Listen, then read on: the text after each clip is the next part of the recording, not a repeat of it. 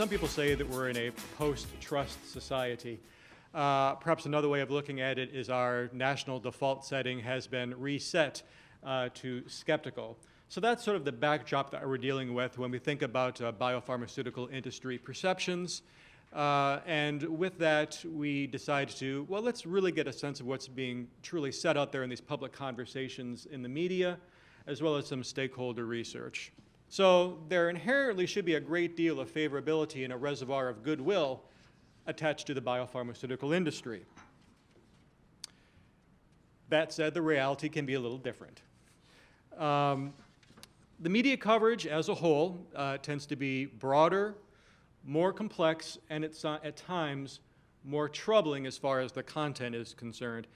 Perceptions of the biopharmaceutical industry, as it's covered in the media, have been generally increasingly supportive since 2013, since the third, fourth quarter 2013, and it's risen steadily, except for the past 2 quarters where it has now started to decline.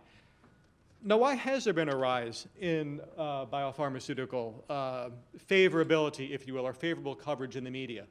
If you go back over the past year, a lot of what has been the increase has been driven by things that really aren't key to the industry. They're good news, but they're not essentially go to the core of who you are and what you do. It's largely driven, as you can see, heavy volume based on financial stories, relatively heavy volume and a high media IQ for corporate stories, for management stories. Where are things lacking? It's all clustered right down there where you see the lower media IQ scores and the lower volume, the things that really define or should define the industry. So we're talking about societal benefits. We're talking about health, disease, and patients. We're talking about products and services. The things that really lend themselves to enduring as opposed to more ephemeral elements in terms of impact on biopharmaceutical reputation. The industry, perceptions of the industry versus perceptions of major biopharmaceutical companies when they're in the story. As you can talk about very specific health benefits for the industry, when there's a major player in the text, in the actual article, you're seeing some decent feedback coming from that, some decent coverage when it comes to talking about health benefits or science benefits or a better life. Then you shift the focus away from a major biopharm player to talking about the industry writ large, and you see the perceptions of societal benefits basically collapse. Side effects, access to medicine, health benefits, no positive attachments when the media is talking about the industry in general, and that definitely poses a challenge. We have an associated score called the Reputation Resilience Index, which basically goes from 1 to 5. A 5 would be an apple. We consider that to be built of rock.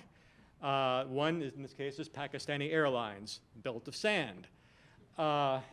We think that most of the biopharmaceutical players, based on the research we conducted, are clocking in right around a 3, right around Microsoft. So they're exposed. This is the C student of the resilience score.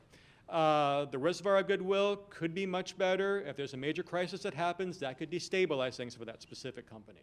So to conclude, waves go in and waves go out. It's fantastic. There's some positive financial news that's taking place in the industry, but that good news can become negative news. And relying upon that as opposed to some of the more of the bedrock characteristics that go back to healthcare, to patients, to cures, that definitely is, should be ringing some alarm bells. As we all know, concerns over the price of medicine, concerns over the side effects of medicine, most influential commentators we've seen outside of financial analysts, to a certain extent, and sector analysts are not supportive, neutral, perhaps even antagonistic towards the industry. And the stakeholders that we talk to are generally seeing low enthusiasm that don't see much difference, for the most part, between most of the biopharmaceutical players. So again, this presents a fantastic opportunity, even though there is much risk, to actually allow firms the ability to differentiate themselves, to carve out their own identities, to create their own narratives, to separate themselves from their peers.